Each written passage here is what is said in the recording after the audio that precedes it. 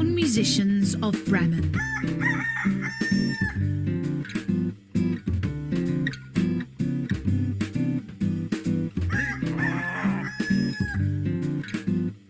Hello, this is Natasha, and Prince Bertie the Frog has asked me to tell you a tale about 4 animals who ran away to form a band and play music. They were so successful that the Brothers Grimm wrote a story about them. Their band was called the Town Musicians of Bremen.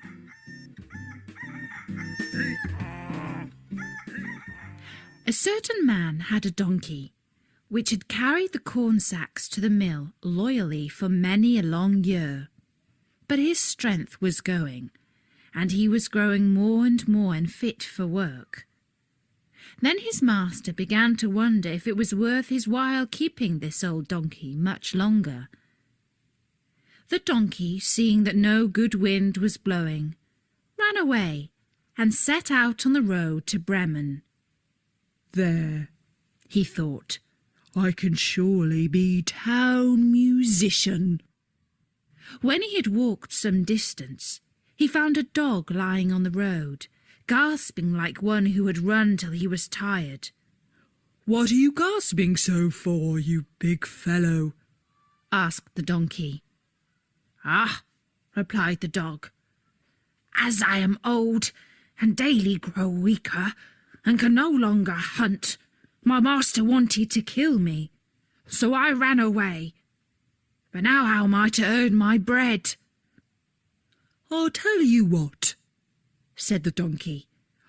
I am going to Bremen, and shall be a town musician there. Go with me, and work also as a musician. I will play the lute, and you shall beat the kettle drum. The dog agreed, and on they went. Before long they came to a cat, sitting on the path with a face like 3 rainy days. Now then, old Fluff and Claws, what's gone all wrong with you? Asked the donkey. Who can be merry when his neck is in danger? Answered the cat. Because I am now getting old and my teeth are worn to stumps, and I prefer to sit by the fire and spin rather than hunt about after mice. My mistress wanted to drown me, so I ran away. But now good advice is scarce. Where am I to go? Go with us to Bremen. You understand night music.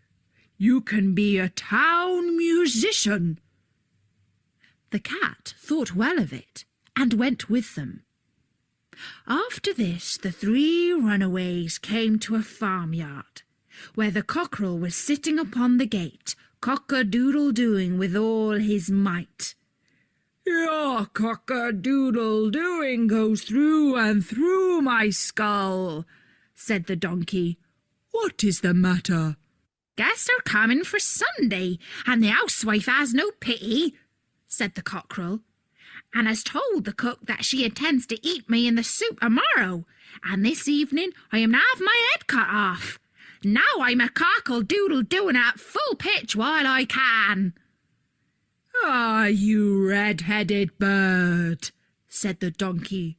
You had better come away with us. We are going to Bremen. You can find something better than death everywhere. You have a good voice, and if we make music together, it must have some quality. The cockerel agreed to this plan, and all 4 went together. They could not, however, reach the city of Bremen in one day, and in the evening they came to a forest where they meant to pass the night. The donkey and the dog laid themselves down under a large tree, and the cat and the cockerel settled themselves in the branches. But the cockerel flew right to the top, where he was most safe.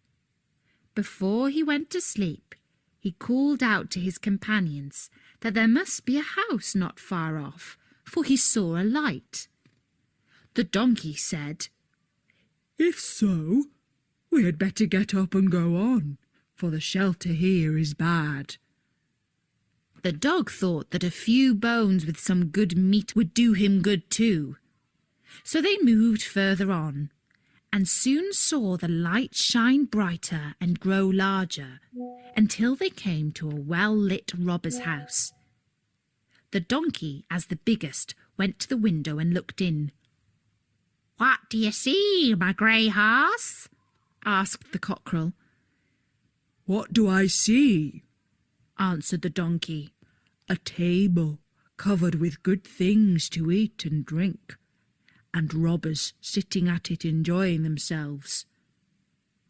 "That would be the sort of thing for us," said the cockerel. Yes.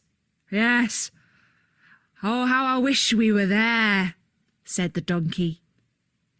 Then the animals put their heads together and schemed how best to win an invitation to come inside and join the robbers at the table.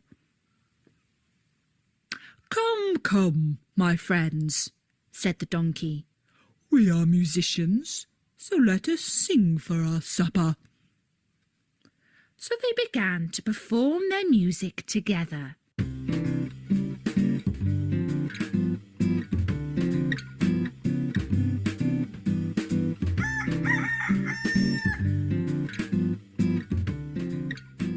The donkey brayed.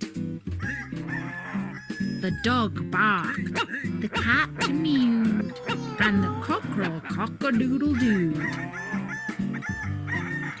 Then they burst through the window into the room so that the glass clattered. At this horrible din, the robbers sprang up, thinking no otherwise than that a ghost had come in, and they all fled in a great fright out into the forest. The four companions now sat down at the table, well content with what was left, and ate as if they were going to fast for a month. As soon as the four musicians had done, they put out the light, and each found a sleeping place according to his nature and to what suited him best. The donkey laid himself down upon some straw in the yard, the dog behind the door, the cat upon the hearth near the warm ashes, and the cockerel perched himself upon a beam on the roof, and being tired from their long walk, they soon went to sleep. When it was past midnight, and the robbers saw from afar that the light was no longer burning in their house, and all appeared quiet, the captain said, "We ought not to let ourselves be frightened out of our wits," and ordered one of them to go and examine the house. The messenger, finding all still, went into the kitchen to light a candle, and taking the glistening fiery eyes of the cat for burning coals, he held the candle to them to light it. But the cat did not understand what he meant to do, and flew in his face, spitting and scratching. He was dreadfully frightened, and ran back to the door, but the dog, who lay there, sprang up and bit his leg. And as he ran across the yard by the straw heap, the donkey gave him a smart kick with its hind foot.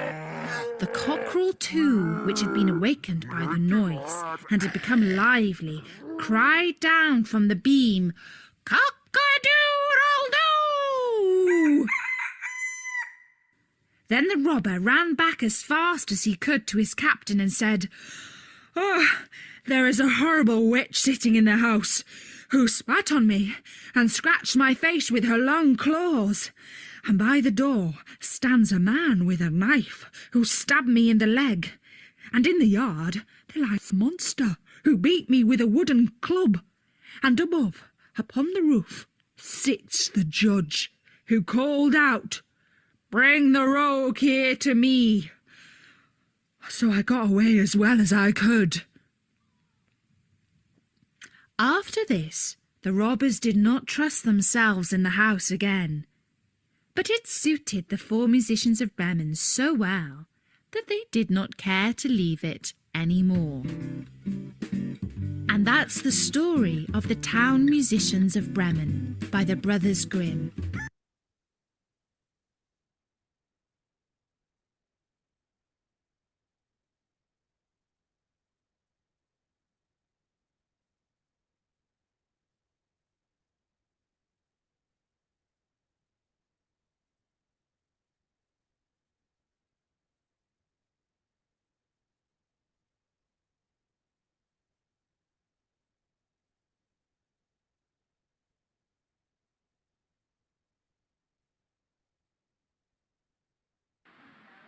One.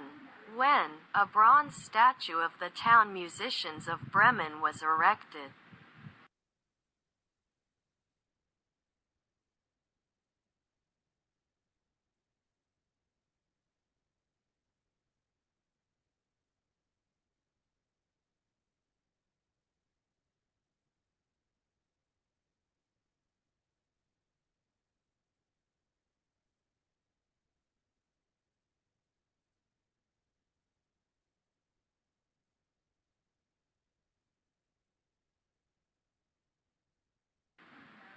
1. When a bronze statue of the town musicians of Bremen was erected.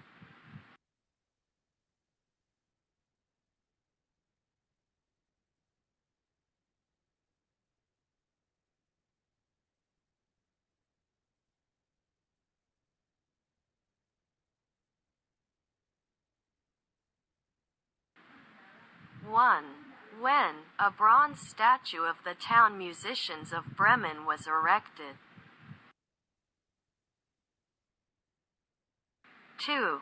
Where a bronze statue of the town musicians of Bremen was erected.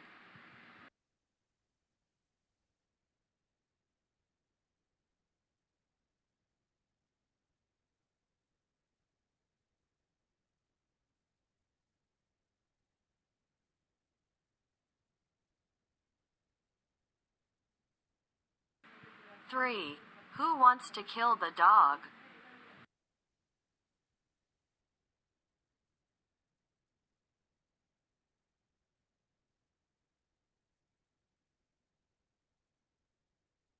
4. Why did the donkey ask a cockerel, rooster, a dog and a cat to join him?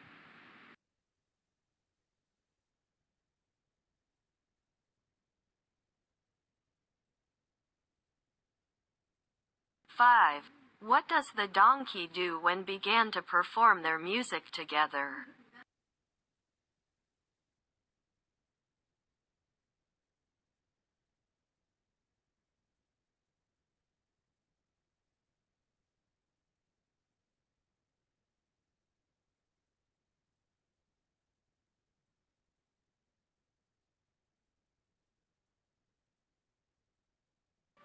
6. A bronze statue of the town musicians of Bremen was blah blah blah in 1953 in front of the City Hall in Bremen.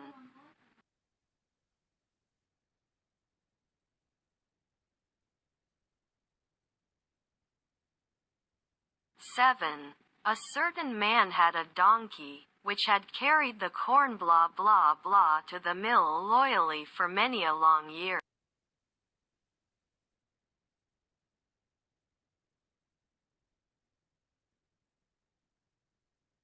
8. Gasping like one who had run until he was tired.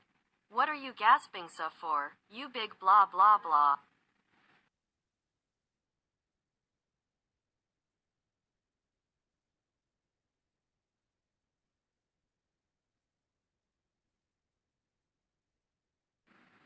9. I will play the blah blah blah and you shall beat the kettle drum.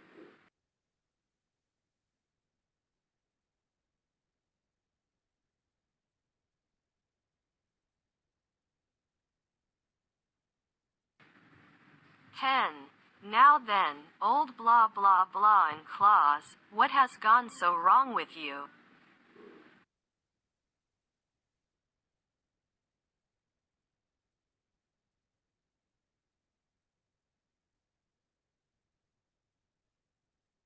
11. Because I am now getting old, my teeth are worn to blah blah blah, and I prefer to you.